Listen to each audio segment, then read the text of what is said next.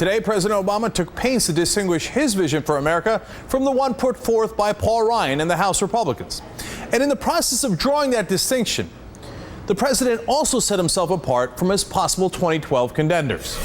To their credit, one vision has been presented and championed by Republicans in the House of Representatives and embraced by several of their party's presidential candidates.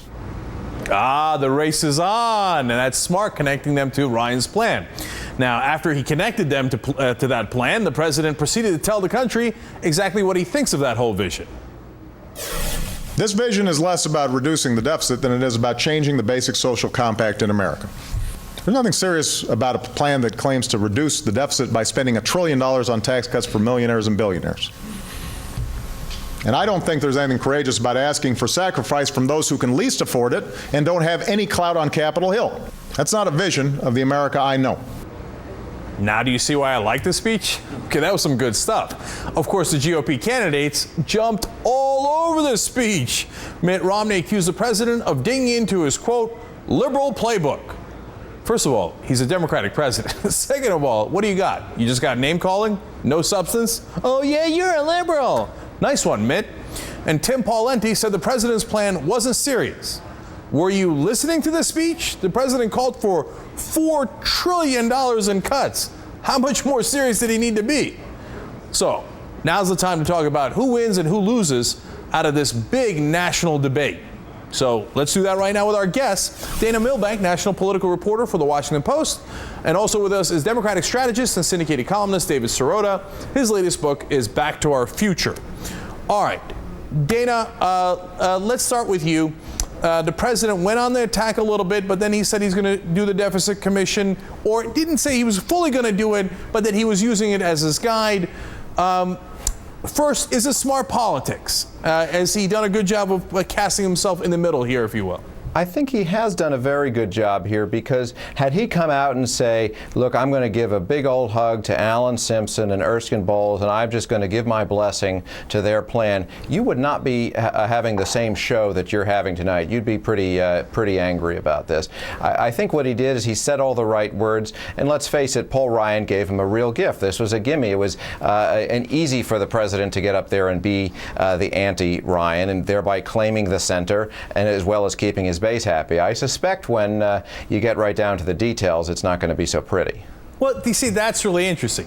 So overall, you're not buying it. You're saying, like, he didn't want to mess with his base. That's why he gave such a great speech on, progressive vision, values, etc. But you think he's not going to do that. You think he's actually going to be very much in favor of that commission, which we don't like.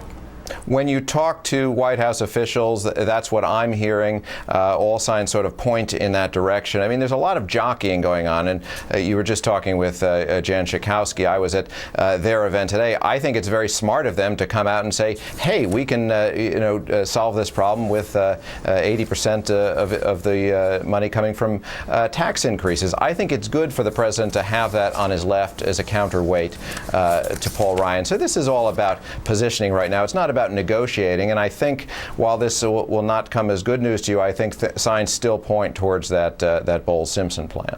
All right, well, David, let me get the progressive perspective from you. Does that hearten you, or does that really concern you? Well, look, there's a lot of good things in this, and there's a lot of bad things, as usual. I mean, I think the good thing is that the president has now a fight over taxes and tax fairness on his hands, which I think is winning terrain for Democrats, and I think it's winning terrain if you want to see our tax rates become more progressive. I think the bad news is that there is, for every dollar raised from tax reform, there's $3 raised from spending cuts, and a lot of those spending cuts come from major programs that are both progressive and wildly popular in America. So what I would say is that I think that he's trying to split the difference here. I do think he is somewhat in the middle, and I agree with Dana that I think congressional Democrats have an obligation to really stake out a much more progressive position, because if they don't, he's exactly right. The president he has in the past, he will run, my guess is, to simply embrace the Republican position even more than perhaps he already has. Dana, is that a winning strategy politically for 2012? You speak like a Democrat and act like a Republican?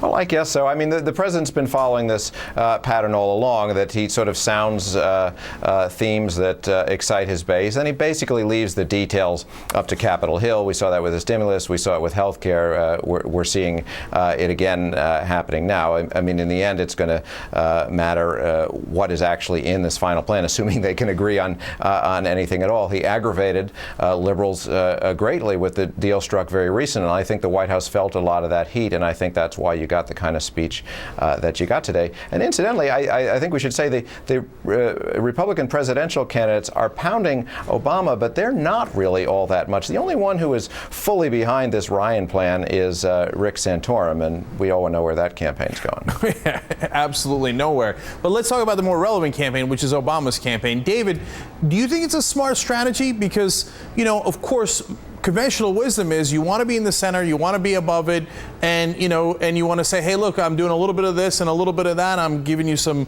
tax increases, because although they call it, what is it? Spending cuts from taxes? Because they don't want to call it tax expenditures. Yes, right. And spending cuts. Or do you think, hey, you know what? A more progressive strategy would simply be a better strategy politically? Well, look, I think it's cynical, right? I think the expectation on the Obama administration's part and Obama's strategists has been what it's always been, which is we can say really nice things and our progressive base won't catch up to any of the details, because what they see on television when the president speaks is what they want to hear. The question is, how much does this become a debate about the actual details in this plan, and how much does it just become traded sound bites? Typically with budget politics, having worked on the Appropriations Committee years ago, typically it becomes, unfortunately, about sound bites, not about details. But my guess is that if the Republicans really dig in, if the Republican presidential candidates really dig in on this and make it a debate about big sets of details, then I think you're going to have perhaps somewhat of an erosion of grassroots support. Not to say that grassroots support is going to go vote for the Republican, but somewhat of an erosion of enthusiasm for the president when people realize that he hasn't taken on in this plan yet the major challenges in a progressive way that he could. You know, I'm going to be honest with you guys. You have discouraged me a little bit, okay? And I'll tell you why. Because I listen to the speech and I'm like, God, it's a good progressive vision. And he keeps talking about how important it is for everybody to pay their fair share, et cetera. But I get the sense from both of you that you're not buying it, that it's just talk, and that, and Dana, I mean, tell me a little bit more about your reporting on that, because I think that's really important. Is he going to basically do that deficit commission? Because if he does, that's not progressive at all. It certainly sounds that way to me, and we've seen this sort of movie before. Now if you look at the healthcare debate, I would argue that whatever the president wanted to end up with, even if he wanted this plan, perhaps he should have started out saying, "Hey, actually, I do want socialized medicine." Then they could have split the difference in a different place, just as a purely tactical matter. But the White House has been sending out all kinds of signs. Bowles and Simpson were there today. They've been fairly encouraging. The president's supportive of this gang of six in the Senate that's basically mimicking Bowles and Simpson. So I think signs do point that way. Oh, well. It was a nice speech. Okay. Washington Post Dana Milbank and columnist David Sirota, thank you both for joining us. And Dana, nice tie. I have the same exact one.